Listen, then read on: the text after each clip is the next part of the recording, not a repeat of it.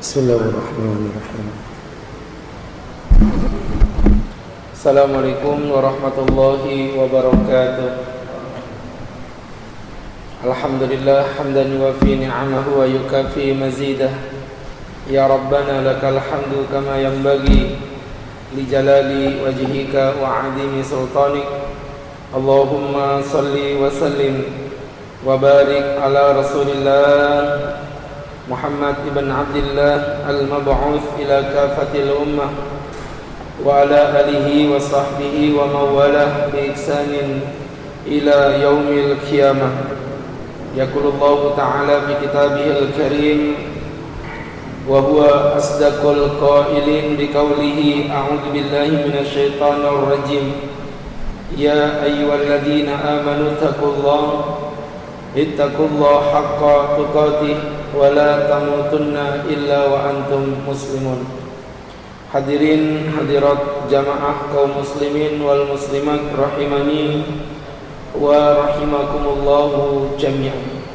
Alhamdulillah, pertama-tama dan yang paling utama, marilah kita panjatkan puja dan puji syukur atas nikmat yang tak terukur dari Sang Ilahi Rabbul Ghafur, yang mana Allah masih berkenan memberikan kenikmatan, baik nikmat iman maupun nikmat hidayah, sehingga Allah memudahkan langkah kaki kita guna hadir di kajian rutin di Masjid Jami' Namirah Balikpapan Baru yang kita cintai ini. Sahabat-sahabatku yang berbahagia, tidak berpanjang dan tidak berlebar, insyaallah pada kesempatan kajian kali ini kita akan melanjutkan kajian kita sebelumnya, yang mana pada kajian di pekan lalu kita membahas tentang apa? Ada yang ingat? Tentang ahkamul masajid, yaitu hukum-hukum yang berkaitan dengan masjid, dan kita sudah menjelaskan banyak item ya, dari definisi masjid, kemudian perbedaan pemanfaatan penggunaan masjid dan musola, itu juga sudah kita pelajari ya. Apa bedanya masjid dengan musola. Kemudian juga kita pelajari kemarin berkenaan dengan keutamaan ya daripada menghidupkan atau membangun masjid, di mana Allah menjanjikan man bana masjidan, barang siapa membangun masjid Allah, banallahu lahu baitan fil jannah, maka Allah akan membangunkan kepadanya kerajaan di surga. Jadi tentu ini merupakan suatu keutamaan yang luar biasa. Dan itu kajian terakhir kita. Kemudian pada kajian kali ini kita akan membahas mengenai tentang beberapa pernak-pernik hukum yang berkaitan dengan masjid, yaitu karahatu zukhrufatil masajid, kemakruhan memperbanyak ukiran-ukiran di dalam masjid, wal mubalaghah, dan berlebih-lebihan fi raf'iha, untuk memperindah fauqal hajat, di atas hajat. Jadi teman-teman yang berbahagia, kami ulangi lagi, kemakruhan mengukir-ukir berlebih-lebihan dalam mengukir-ukir masjid ya. Adapun ukiran-ukiran yang sewajarnya berarti tidak mengapa. Yang dilarang itu yang berlebih-lebihan. Ada beberapa masjid, masya Allah, ukirannya memenuhi satu lingkaran masjid, sehingga orang masuk kadang-kadang bingung sampean Pak ya, saking pernak-pernik, apalagi warnanya kontras.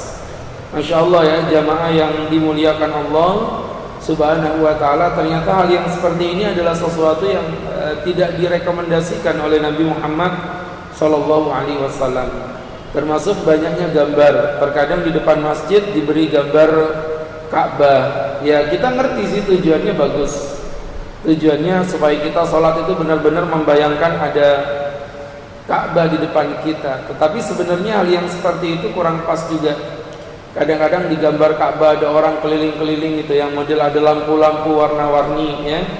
Rasulullah ketika sholat, beliau melihat ada gambar di depan wajahnya, kemudian beliau mengatakan kepada Aisyah, singkirkan ini Aisyah, faqad syaghalatni hadhihi shalah, sesungguhnya ukiran-ukiran ini atau gambar-gambar ini telah menghilangkan konsentrasiku di dalam ibadah sholat ya. Termasuk berkaitan dengan ambal, juga pemilihan ambal di masjid kudu yang polos-polos aja, gak usah pakai yang ada gambar-gambarnya macam-macam. Ini kan kadang-kadang ya, dulu sih, kalau sekarang alhamdulillah Ustaz perhatikan di masjid-masjid kayaknya udah mengalami perubahan. hambalnya polos-polos. Ya, apalagi zaman begini udah betul-betul nggak ada gambarnya karena nggak ada hambalnya ya. Sudah masih musim corona. Baik, teman-teman yang berbahagia, Rasulullah SAW bersabda dalam hadis riwayat Anas. Hadis ini merupakan sahih riwayat Abu Dawud, Ibn Majah dan beberapa periwayatan lainnya, di mana Nabi mengatakan wala taqumu sa'ah hatta yatabahan nas bil masajid. Tidak akan datang hari kiamat, kata Nabi, sampai datang suatu zaman di mana orang membangga-banggakan membangun masjid. Mungkin teman-teman akan berpikir, ya Pak Ustadz, setahu kami tanda-tanda kiamat itu kebanyakan pasti yang jelek-jelek.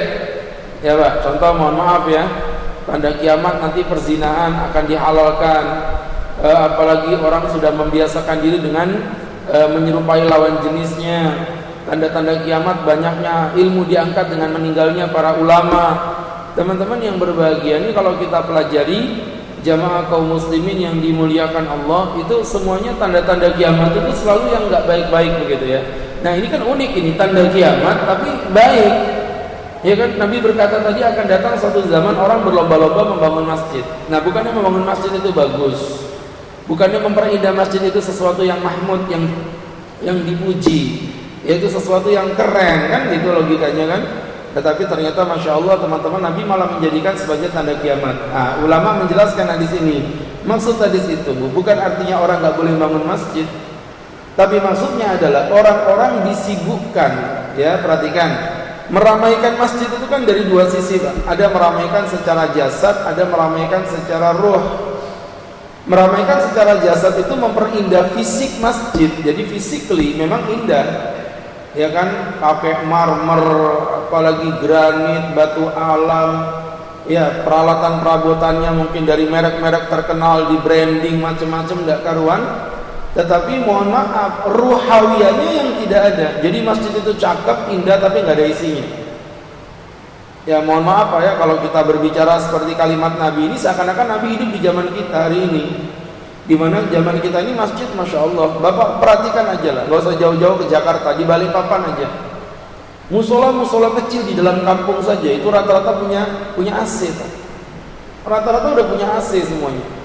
Jadi kalau kita belajar, Masya Allah perkembangan masjid itu indah-indah, cantik-cantik, lantai 2 luar biasa, ornamennya sempurna, perfect. Tetapi mohon maaf, kalau melihat masjid yang begitu itu, ya di satu sisi seneng lah kita sebagai umat Islam punya masjid yang cantik, yang indah. Tapi di satu sisi itu takut kenapa? Kalau masjid itu indah secara physically, tapi tidak indah secara ruhawi. Nah disitulah justru menjadi ancaman akan datangnya kiamat. Maka masjid-masjid yang cuma sibuk membangun fisiknya, tapi tidak mengisinya dengan ruhawiyah, kegiatan jamaahnya bagaimana, kegiatan taklimnya seperti apa, ya kan, bagaimana anak-anak mudanya dibina seperti apa di masjid itu.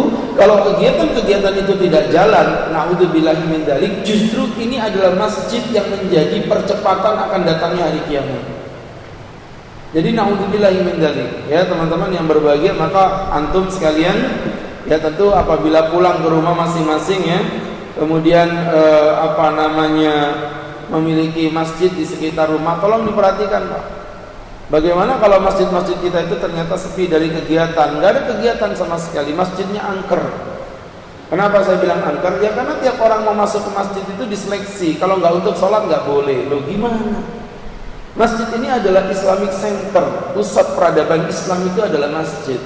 Jadi bahkan saya sudah jelasin ya pada kajian beberapa waktu yang lalu, jangankan untuk yang sifatnya ibadah, ya teman-teman, jangankan untuk yang sifatnya ibadah, bahkan yang sifatnya perkara mubah nggak apa-apa selama tidak mengandung keharaman. Contoh, ibu-ibu izin sama pengurus, Pak Ustadz kami mau izin menggunakan masjid ini, ada pelatihan dari medis tentang bahaya kanker serviks untuk para ummahat. Jadi kami mengumpulkan ummahat untuk dijelaskan tentang gimana sih kanker serviks sebagai pembunuh wanita nomor 1 di Indonesia.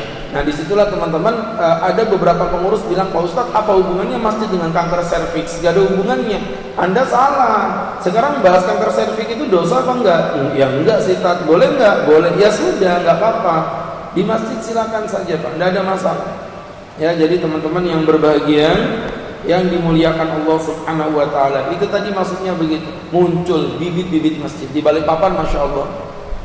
Ya Bapak lihat masjid-masjid besar itu di Balikpapan. Bapak lihat masjid-masjid keren-keren yang gede-gede. Atau mungkin kita melihat Islamic Center yang sebegitu besarnya. Siapa yang nggak kagum melihat Islamic Center? Saya kalau pulang dari Sangatta itu naik pesawat yang baling-baling itu kan terbangnya agak rendah itu. Melihat dari atas tuh, ya Allah cantiknya Islamic Center Balikpapan. Berapa jamaahnya? Berapa saf? 1,5 saf. Ya, belum dipotong pajak. Ya, karena ada yang ngantuk juga nggak dihitung itu Pak. Ya, sama malaikat nggak dicatat itu. Orang yang ke masjid ngantuk itu dapat pahala Pak Ustadz, dapat masuk surga Pak Ustadz insya Allah. Tapi temannya pada makan, pada minum, dia ngantuk aja di pojokan pokoknya Pak ya. Jadi teman-teman yang dirahmati Allah Subhanahu wa taala, ini hadirin, kalau kita pelajari jamaah yang berbahagia, daripada kemakruhan mengukir-ngukir masjid secara berlebihan dan membangun secara berlebihan. Lah adapun kayak Masjidil Haram sebegitu besarnya itu bukan berlebihan, malah kalau bagi saya Masjidil Haram itu kekurangan. Ya kan Pak? Ketepatan saya alhamdulillah diberi Allah kesempatan untuk berangkat umroh di detik-detik akhir sebelum ditutup. Ya, jadi saya pulang umroh itu akhir Februari apa pertengahan begitu. Itu pas pokoknya saya di Mekah. Posisi saya di Mekah itu udah di-close sama pemerintah Arab Saudi, yang Mekah nggak bisa ke Madinah, yang Madinah nggak bisa ke Mekah. Jadi alhamdulillah waktu itu saya udah dari Madinah, saya udah berangkat ke Mekah. Di Mekah mau pulang tinggal 2 hari, dapat kabar kalau pemerintah Arab Saudi udah menutup jamaah dari Indonesia. Jadi bahkan waktu itu saya dengar ada yang sudah di Dubai, Abu Dhabi itu terpending dan disuruh pulang, padahal udah di Abu Dhabi itu. Jadi teman-teman waktu itu saya merasakan sekali bagaimana aura penuhnya Masjidil Haram itu benar-benar full ya. Kita masuk datang itu kalau udah adzan nggak bakal dapat masuk, sudah ditutup sama pemerintah Arab Saudi ya. Jamaah yang dimuliakan Allah Subhanahu wa taala. Nah ini tentu menjadi pembelajaran untuk kita bersama. Jadi kalau kayak Masjidil Haram bukan berlebih-lebihan, itu memang karena kebutuhan. Ya itu memang karena kebutuhan. Makanya bangun masjid itu diteliti dulu, jangan asal main bangun aja. Ada masjid sini, depan situ masjid, sini nggak penuh, situ nggak penuh, pecah jemaahnya. Saya bilang ngapain bangun masjid model begitu? Apa kata dia? Itu Pak Ustadz ada orang wakaf tanah, tapi wakafnya hanya untuk masjid, selain masjid nggak boleh. Ya kalau memang dia maksa begitu dan di situ ada masjid, nggak usah dibangun, nggak usah diterima wakafnya. Ya wakaf itu bukan mesti masjid Pak, apapun yang penting memiliki kebermanfaatan untuk umat. Daripada kita bangun masjid ternyata dari masjid itu malah memecah belah umat, kan begitu jadinya. Jadi nggak mesti diterima yang model seperti itu poinnya ya. Dan larangan mengukir-ukir berlebihan. Dalam hadis Ibnu Abbas dikatakan ma'umirtu bitasydidil masajid, aku tidak diperintahkan mengukir-ukir masjid. Dan Ibnu Abbas perawi mengatakan la tahzukhrafanna kama zakhrafatil yahud wan nasara. Ukir masjidmu, lama-lama kau mirip seperti orang Yahudi yang mengukir kuil mereka, lama-lama kau mirip seperti orang Nasrani yang mengukir gereja mereka. Naudzubillahi min dzalik ya. Jadi teman-teman yang dirahmati Allah Subhanahu wa taala, itu gambarannya seperti itu hadirin. Berkaitan tadi dengan mengukir-ukir masjid ternyata adalah sesuatu yang dilarang ya apabila itu berlebihan. Baik. Kemudian berikutnya tanziful masajid, anjuran menjaga kebersihan masjid, wa tatyibuha dan mewangi-wangikannya. Ini mohon maaf Pak, kesunahan yang semua orang sudah tahu tapi sebenarnya ini tidak dipraktekkan secara wujud nyata. Entah kenapa masjid-masjid kita itu sudah identik dengan yang namanya bau, identik dengan yang namanya kotor. Toiletnya selalu kotor. Saya bilang kenapa sih toilet masjid itu selalu kotor? Loh mohon maaf kalau boleh mengkritisi, bahkan selevel Masjidil Haram, Masjidil An-Nabawi itu luar biasa Pak. Sebenarnya untuk selevel masjid yang sebesar itu pun tidak bisa begitu. Tapi kenapa ini selalu kotor? Kita selalu ngatain, oh ini Pak Ustadz, ini adalah tempat umum. Sekarang kalau kita bicara hotel, bukan hotel juga di resepsionis itu di bagian bawah tempat umum ya, siapapun boleh ke situ. Kenapa di sana kok bersih? Karena diperhatikan. Jadi teman-teman, toilet itu adalah salah satu hal yang kadang-kadang kita lalaikan ya. Nah ini menjadi pembelajaran untuk kita bersama. Bunda Aisyah mengatakan wa umira biha tunadhaf, Nabi memerintahkan kami membersihkan masjid, wa tutayyab dan mewangikannya. dan mewangikannya. Jadi makanya kalau punya rezeki Jumatan gitu tuh Pak, ya Jumatan, coba beli parfum gitu ya, kemudian semprotin masjid, ya nggak usah ngomong pengurus, semprotin aja, pahala ya. Atau kemudian beli parfum tangan, kemudian diikat-ikat di bagian depan situ pakai apa namanya benang, digantung di situ tiap orang masuk masjid, kemudian ngelapin pakai parfumnya, pahala. Atau mungkin Bapak beli parfum gantung itu taruh di kipas, pahala. Jadi kalau setiap orang memiliki rasa tanggung jawab ya untuk mewangikan apa yang ada di dalam masjid ini, dan setiap orang mewangi itu bagian dari sesuatu yang dihitung nilai pahalanya. Tuh, mohon maaf Pak, Nabi Muhammad SAW bahkan menjadikan bau mulut, bawang merah, bawang putih mentah itu menjadi udzur untuk meninggalkan sholat berjamaah. Pernah dengar hadisnya ya? Rasulullah bersabda, "Man akala min hadhil baqalah." Barang siapa yang memakan buah ini, kata Nabi. Waktu itu Nabi menunjuk buah apa? Bawang merah dan bawang putih. Orang Arab doyan makan bawang merah, bawang putih mentah. Ya, jadi bawang merah, bawang putih mentah itu mereka senang, orang Arab itu. Makanya kami kalau ketemu orang Arab tuh Masya Allah ya, kulitnya bening-bening, putih-putih kayak air susu, wajahnya ganteng-ganteng, dideketin baunya Masya Allah. Nah beda sama orang Indonesia, walaupun wajahnya pas-pasan ya kan, baunya mirip-mirip juga ya, karena nggak makan bawang merah tapi makan jengkol ya, makanya kan jengkolin Pak ya, tahu jengkolin. Jadi teman-teman yang berbahagia, jengkol, peting. Nabi mengatakan apa? Siapa yang memakan buah ini, yaitu bawang merah dan bawang putih mentah, fala yaqrabanna masjidana, jangan kau dekat-dekat dengan tempat salatku. Jadi artinya para ulama mengatakan, andai kata orang itu makan bawang merah, bawang putih mentah, kemudian dia mau ke masjid, terdengar adzan, Allahu Akbar, dan dia nggak punya kesempatan untuk membersihkan mulutnya dan mulutnya bau, itu oleh Nabi dijadikan sebagai salah satu udzur meninggalkan sholat berjamaah. Ngerti maksudnya? Saking bagaimana jangan sampai antum datang mengganggu orang lain hatta dengan bau. Bagaimana Nabi menganjurkan kita kalau geriga disuruh dandangkan wajah kita ke atas agar jangan sampai bau geriga itu menyakiti orang lain.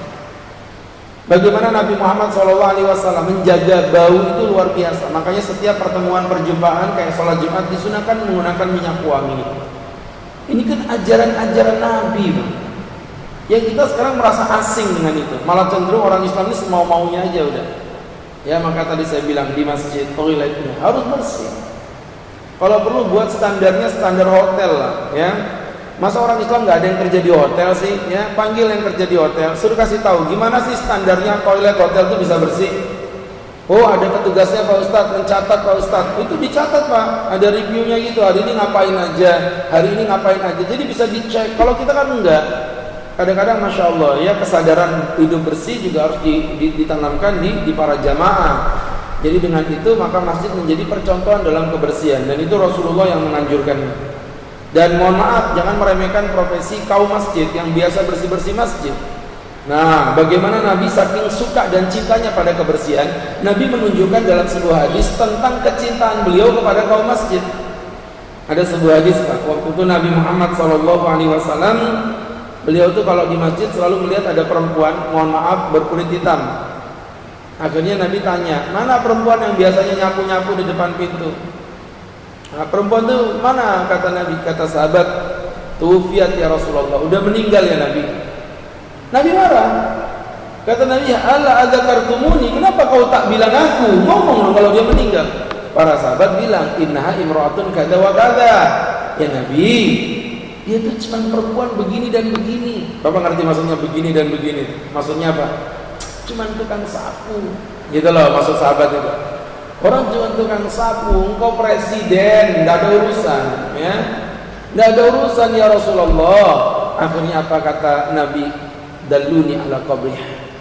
Tunjukkan aku di mana kuburannya. Tunjukkan aku di mana kuburannya. Ditunjukkanlah Nabi dengan kuburannya. Masya Allah teman-teman yang berbahagia. Kemudian Nabi mendatangi kuburan. Presiden mendatangi kuburan pembantu. Ngapain? Nabi sholat di atas kuburannya. Dan ini menjadi satu-satunya pengecualian diperbolehkan sholat di atas kuburan ya, dalam kondisi sholat gaib kepada mayat yang sudah meninggal dunia. Jadi kita misal naudzubillah punya keluarga meninggal dunia, kita datang sampai sana terlanjur dikubur, itu kita diperbolehkan untuk sholat di atasnya, mendoakan orang yang sudah meninggal dunia yang terlanjur dikuburkan. Itu maksudnya begitu. Apalagi di musim corona seperti ini ya, banyaknya orang dikuburkan secara cepat, singkat, padat. Kalau saya tidak salah protokol kesehatan itu 4 jam. Jadi orang kalau meninggal corona 4 jam, sebelum 4 jam udah wajib untuk dikuburkan. Itu maksudnya. Jadi teman-teman, dari hadis ini menunjukkan bagaimana ya Rasulullah menjaga kebersihan itu, bagaimana Rasulullah memerintahkan untuk menjaga kebersihan itu. Bahkan di dalam sebuah hadis riwayat Abu Dzar dari Nabi Muhammad SAW dikatakan, "Uridat alayya a'malu ummati." Dipertontonkan di hadapanku amalan-amalan umatku. Jadi jangan dipikir Nabi sudah meninggal di kuburan terus Nabi nggak tahu apa-apa. Nabi tahu keadaan kita. Ini hadisnya. Hadis Abu Dzar diceritakan dalam hadis Sahih riwayat Muslim. Jadi kata Nabi, dipertontonkan amalan-amalan umatku. Jadi langsung live streaming, hasanuha wa sayyi'uha, baik yang baik maupun yang buruk. Jadi kelakuan bapak ngapain aja Nabi semua insyaallah ditunjukkan sama Allah di hadapannya. Fawajatu bima mahasini a'maliyah, dan aku temukan salah satu dari kebaikan umatku, al-adza yumatu anit thariq, batu yang disingkirkan dari tengah jalan. Wa wajadtu bima sawi'i a'maliyah, dan aku temukan dari keburukan umatku, an-nukhama fil masjid la tudfan, kotoran di masjid yang tidak disingkirkan. Jadi kadang-kadang kita minum nih model sedotan begini. Ya, kadang-kadang sedotan ini kalau diminum plastiknya dibiarkan terbang kemana-mana. Bapak ambil itu sedotan, bapak ambil plastiknya sedotan itu, bapak buang di tong sampah. Itu Nabi sampai sebegitu tahu. Ya, jadi teman-teman yang dirahmati Allah Subhanahu wa taala, ini menunjukkan bagaimana pembelajaran ya untuk kita bersama. Jadi kalau ingin masjidnya bersih nggak bisa ngandalin pengurus, jangan kemudian bertahan dengan pengurus.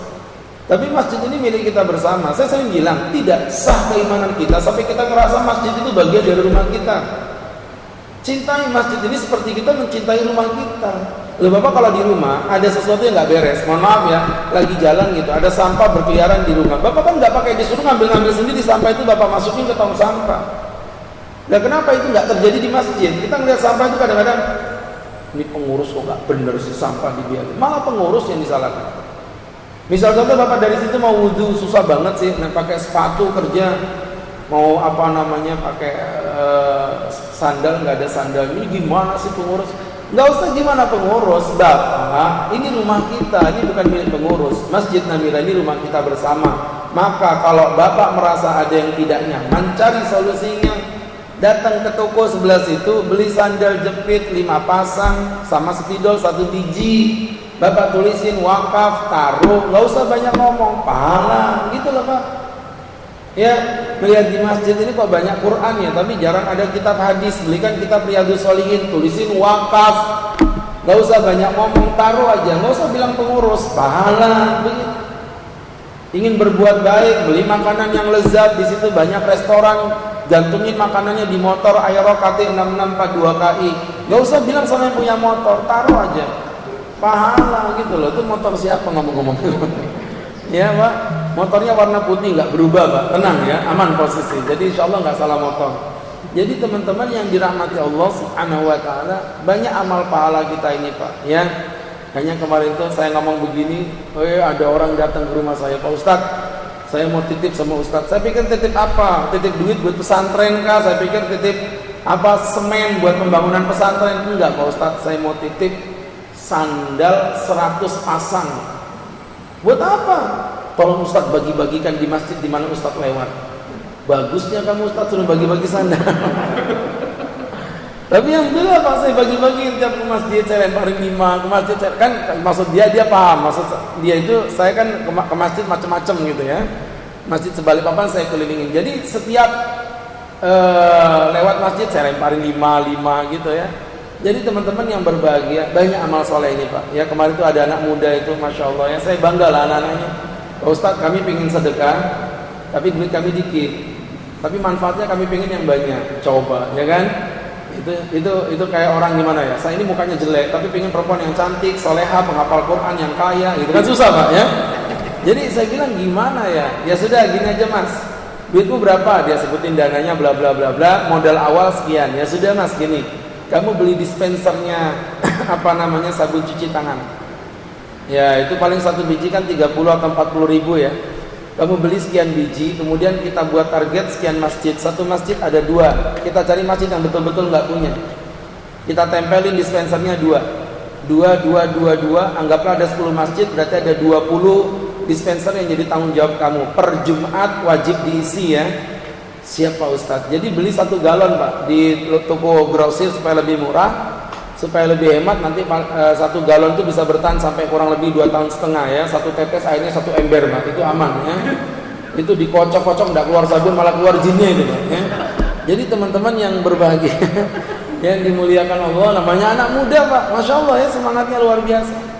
Mereka punya duit nggak banyak tapi pengen dapat pahala yang banyak. Ya kayak tadi itu sabun cair itu berapa harganya Pak? 1 galon itu berapa? Paling harganya berapa ratus ribu ya, nggak sampai sejuta.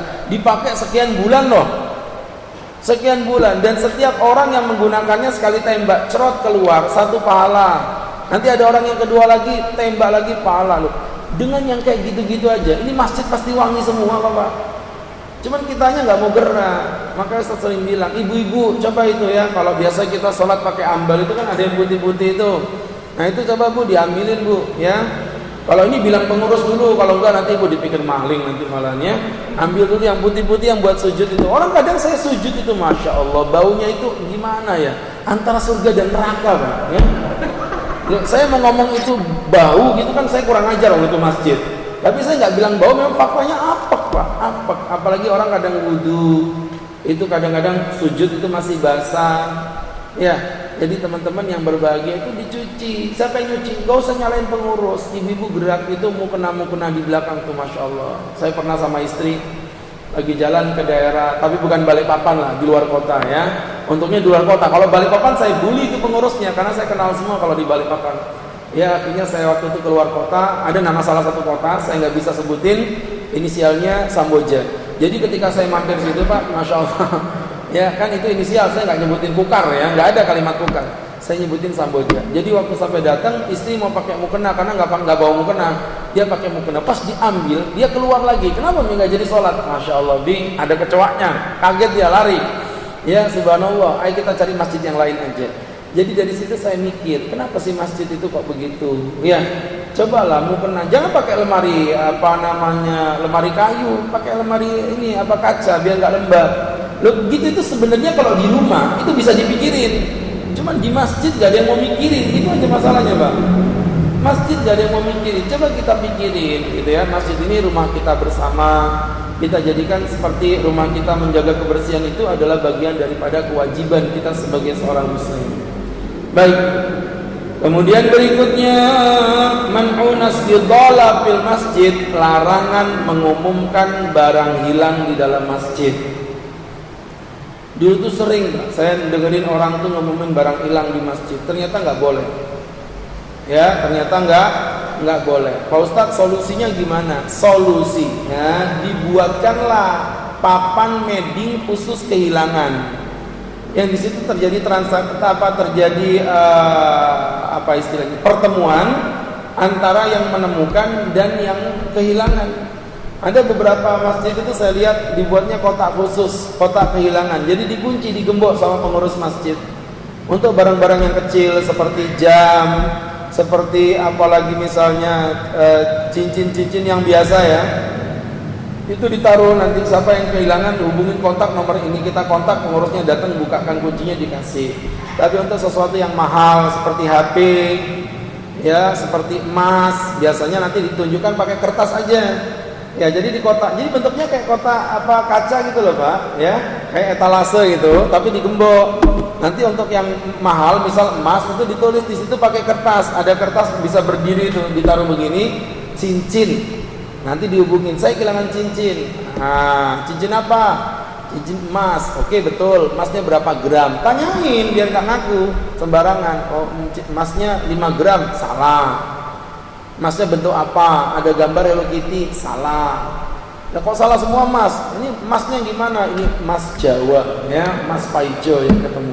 Jadi teman-teman yang dirahmati Allah Subhanahu Wa Taala, gitu Pak. Jadi yang mahal-mahal seperti itu. Jadi artinya terjadi pertemuan, jangan di dalam masjid.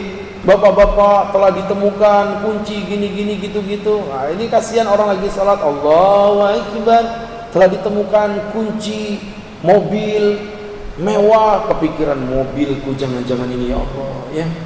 Nah kayak gitu kan sholatnya jadi nggak khusyuk, ya.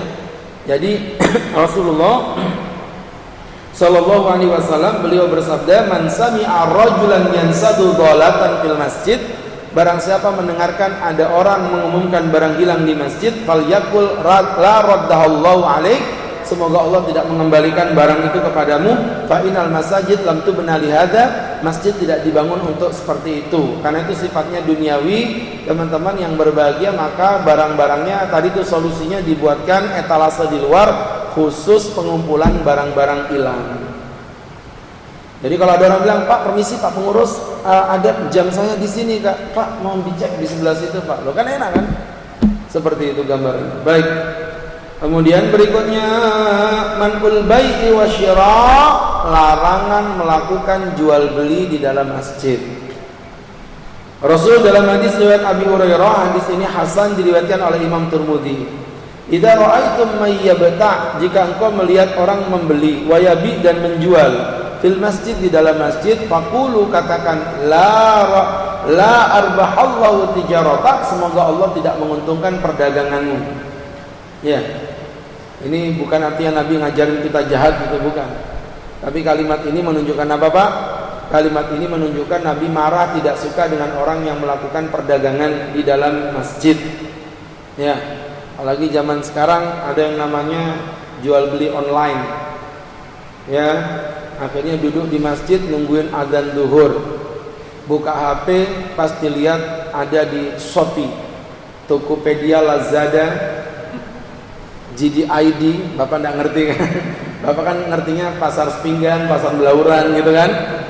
Kalau kita ini beda Pak, ya. Itu kadang-kadang dibuka-buka itu ada diskon, dan diskonnya berbatas waktu. Akhirnya udah diklik sama dia. Kalau cuma ngelihat saja barangnya nggak ada masalah. Ini diokekan, kemudian ditransfer, terjadilah transaksi, sedangkan dia ada di dalam masjid. Gitu loh Pak, ya. Nah itu tidak diperbolehkan. Adapun di pintu masjid, maka tidak mengapa. Jadi orang jualan di depan pintu situ nggak ada masalah. Secara hukum Islam, masalah nanti pengurus menetapkan boleh tidak itu terserah pengurus. Tapi secara Islam, orang jualan di depan pintu masjid boleh, tapi di dalam masjid nggak boleh, apapun alasannya. Ya, apapun alasannya, nggak boleh jualan di dalam masjid. Kadang-kadang modusnya tipis. Misal contoh ada penceramah berceramah, ya kita sebagai orang Islam harus mengagungkan syiar Allah. Dari kawa yu'adzim syair Allah fa inna min taqwal qulub. Barang siapa mengagungkan syiar Allah, maka itu bagian dari ketakwaan hati. Dan salah satu syiar Allah adalah kalimat-kalimat Allah yang ditulis dengan tulisan-tulisan yang indah, kaligrafi yang cantik. Insya Allah kita bisa beli. Mahal Pak Ustadz, kata siapa? Saya punya yang murah. Kalau Bapak mau hubungi nomor di bawah ini. Paham maksudnya? Nah yang seperti itu yang tipis itu Pak. Ya yang model-model begitu itu yang tipis-tipis. Ya teman-teman, saya ikut travel berangkat umroh harganya murah. Yuk yang setuju, yang mau ayo hubungin saya. Insya Allah saya siap nunggu di sini. Itu tuh kayak gitu tuh transaksi Bapak, nggak boleh. Itu transaksi. Jadi teman-teman yang dirahmati Allah Subhanahu Wa Taala, kalau di luar masjid nggak ada masalah, diperbolehkan. Ya. Baik teman-teman yang berbahagia, yang dimuliakan Allah, tentu masih banyak yang harus kita pelajari, tapi keterbatasan waktu kita akan cukupi sampai di sini. Cuman kita akan buka untuk sesi yang kedua, yaitu sesi tanya jawab. Seperti biasa kami persilakan bagi yang hendak bertanya, boleh berkaitan dengan tema maupun di luar tema, kami persilakan. Silakan hadir. Silakan.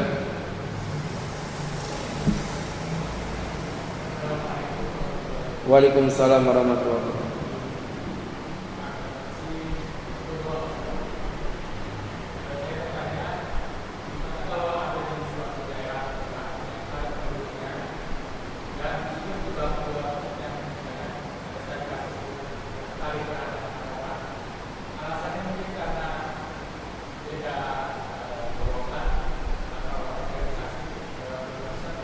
Baik.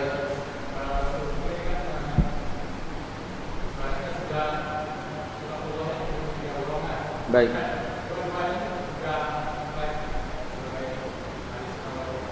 Baik. Begini Pak, jamaah yang berbahagia, konsepnya yang kita bahas adalah masjid jami, masjid yang dibuat untuk Jumatan. Kalau masjid-masjid yang biasa tempat sholat, yang kalau istilah kita namanya musola, paham ya?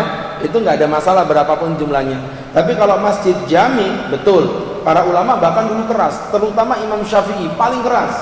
Kata Imam Syafi'i, apabila ada dua masjid di dalam satu daerah yang sama, maka kata Imam Syafi'i, masjid yang adzannya nomor 2 batal sholat Jumatannya. Itu sadis sekali Imam Syafi'i dalam bab ini. Ya jamaah yang berbahagia, tetapi itu pendapat Imam Syafi'i di masa lampau. Kenapa masa lampau? Karena memang di zaman dulu, seperti yang antum sampaikan tadi, masyarakatnya masih sedikit. Jadi kalau ada masjid 2, itu memang dibenci, namanya masjid dirar. Kayak dulu orang-orang munafik iri ketika Nabi datang ke Masjid Kuba, mereka membuat masjid tandingan namanya Masjid Dirar, sampai turun ayat tentang Masjid Dirar.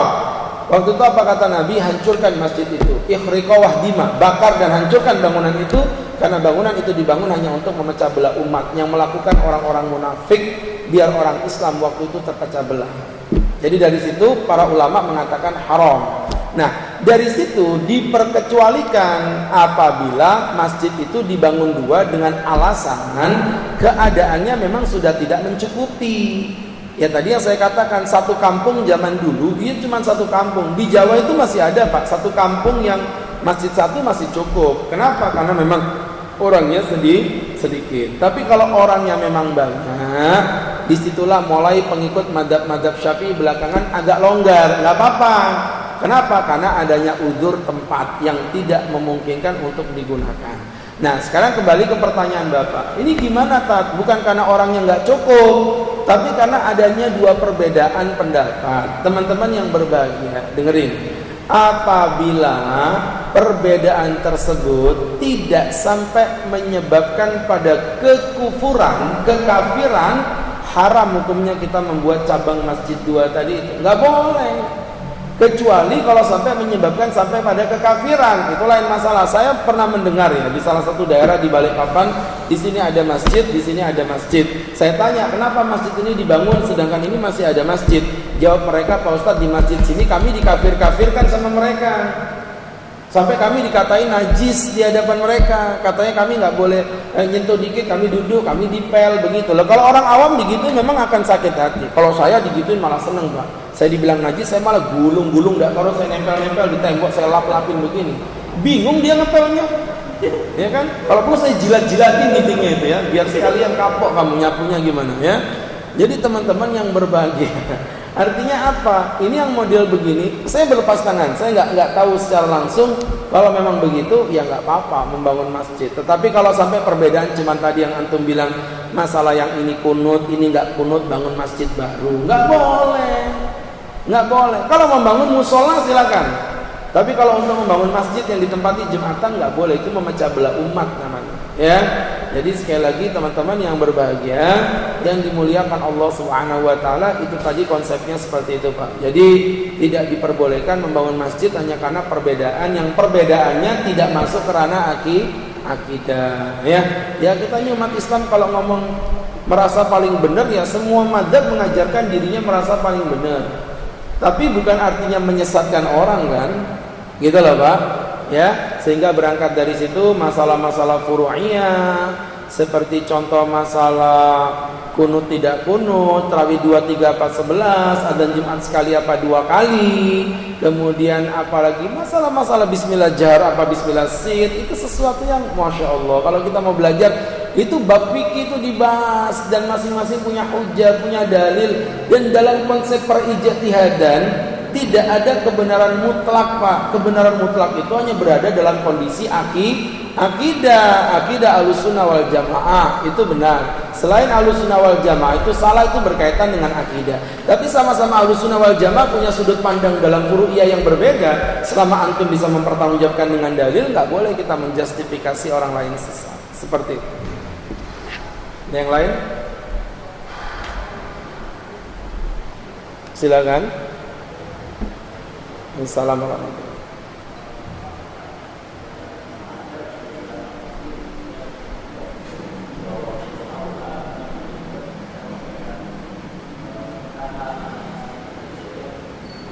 Baik. Ada beberapa masjid yang di atasnya masjid, di bawahnya aula. Teman-teman yang berbahagia, ya, kata para ulama, masjid itu berkaitan dengan tanah. Artinya kalau masjid itu masjid, maka tanah 7 lapis ke bawahnya Masjid Namira itu masjid. 7 lapis sampai ke atas langit sana itu namanya masjid. Begitu yang diyakini oleh para ulama. Sehingga kalau misalnya di bawahnya tempatnya dibuat aula, ya saya bilang tadi nggak ada masalah sih, selama pengurus masjid mampu men-scanning acara yang digunakan, seakan-akan dia walaupun di bawah itu aula, seakan-akan itu tetap masjid, nggak boleh sembarangan. Ya contoh misalnya dalam rangka menjaga auratnya, acaranya bagaimana dan lain sebagainya, itu harus diperhatikan. Kalau cuma acara-acara yang syar'i nggak ada masalah. Memang ini nggak semudah itu. Orang biasanya, mohon maaf kalau saya boleh nyebutin nama, seperti di beberapa masjid di Balikpapan tuh ada yang dulu bawahnya aula Pak, tapi karena umatnya belum siap akhirnya dirombak lagi jadi masjid. Sebenarnya kalau kita berbicara apa nggak apa-apa, ya nggak apa-apa, aulanya nggak apa-apa, selama ditempati sesuatu yang memang betul-betul tidak ada melanggar aturan syariat. Yang kita sedih itu atasnya masjid, bawahnya aula, nikahan yang datang wanita-wanita yang populer, pupun-ipun diler, ya ngerti? Apa itu bahasa Indonesianya? Pahanya dibuka, ya. Wanita-wanita yang berpahala, berpahala, begitu ya. Nah ini yang problem di situ. Jadi sebenarnya sekali lagi tidak ada masalah selama pengurus mampu men-scanning, walaupun itu memang agak berat. Ya wallahu a'lam bishawab. Terakhir,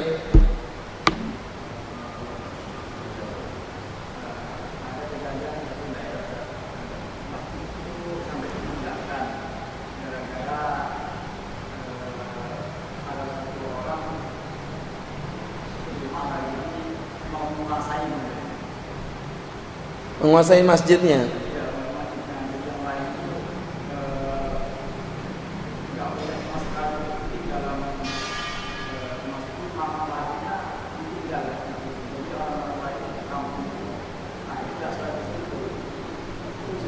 Sebentar, itu masjid milik orang apa sudah wakaf?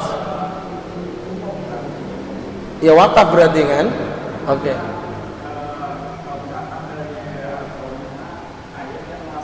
Oke, paham. Berarti kesimpulannya itu masjid wakaf. Ya, artinya wakaf. Hanya saja karena dia merasa pulang dari Arab Saudi, mungkin ngerasa lebih fasih mengucapkan huruf ain gitu kan. Mau kemana? Aku mau makan, begitu ya. Sehingga kelihatan lebih kayak ulama gitu. Akhirnya dia ngerasa menguasai masjid, jadi imam dia, semua dia. Akhirnya orang-orang pada pergi. Kalau menurut saya orang-orang salah. Harusnya direbut masjid itu dari tangan dia, karena ini wakaf Pak. Gini Pak, saya kasih tahu Pak, istilah ini masjidnya Polda itu salah. Yang benar masjid yang diurus oleh Polda. Karena kalau udah masjid itu wakaf. Kalau masjid wakaf berarti nyanya cuma kembali kepada satu, yaitu kembali kepada Allah. Masjidnya Allah, bukan masjidnya Polda, masjidnya PLN, bukan, masjidnya Allah yang diurus oleh orang-orang PLN. Begitu nggak apa-apa. Nah sama kayak tadi, masjidnya siapa itu? Masjidnya Allah. Nah kalau dia menguasai begitu, apa hujahnya? Wong itu wakaf kok punyanya Allah. Masyarakat nggak boleh langsung meninggalkan masjid begitu aja. Apa yang harus dilakukan? Karena itu wakaf harus dijaga. Itu sama aja kayak orang-orang Palestina itu. Orang Palestina itu kalau ditanya, kenapa antum nggak keluar aja dari Palestina? Sudah selesai kan? Cari negara lain, hidup di negara lain, selesai sudah. Tapi kenapa dia bertahan di Palestina? Kata mereka, kami duduk di Palestina sampai tetes darah penghabisan untuk menjaga wakaf yang diberikan para syuhada dalam memperebutkan Masjidil Aqsa. Jadi itu amanah. Sama kayak masjid yang di tempat Bapak tadi, amanah dari wakifnya, harus dipertahankan. Jangan kemudian dikuasai oleh satu orang sehingga membuat orang-orang nggak ada yang mau pergi ke masjid. Ya, jadi kesimpulannya, kalau menurut saya secara pelan-pelan didatengin, jangan sendirian, orang banyak. Ya, orang banyak diomongin baik-baik, Pak Haji, mohon maaf, ini masuk kedatangan kami ingin mencoba mengelola masjid secara bersama. Untuk itu mungkin Pak Haji akan kami jadikan dewan penasehatnya saja, ya bla bla bla. Tapi kebijakan ada di tangan pengurus. Jangan ditinggal begitu saja. Itu menyia-nyiakan amanahnya si pewakif, kasihan wakifnya. Baik teman-teman, kita cukupi sekian. Insyaallah nanti kita lanjutkan di kajian minggu depan dengan izin Allah Subhanahu wa taala. Kita cukupi dengan membaca doa kafaratul majlis. Subhanakallahumma wa bihamdika asyhadu an la ilaha illa anta astaghfiruka wa atubu ilaik. Wassalamualaikum warahmatullahi wabarakatuh.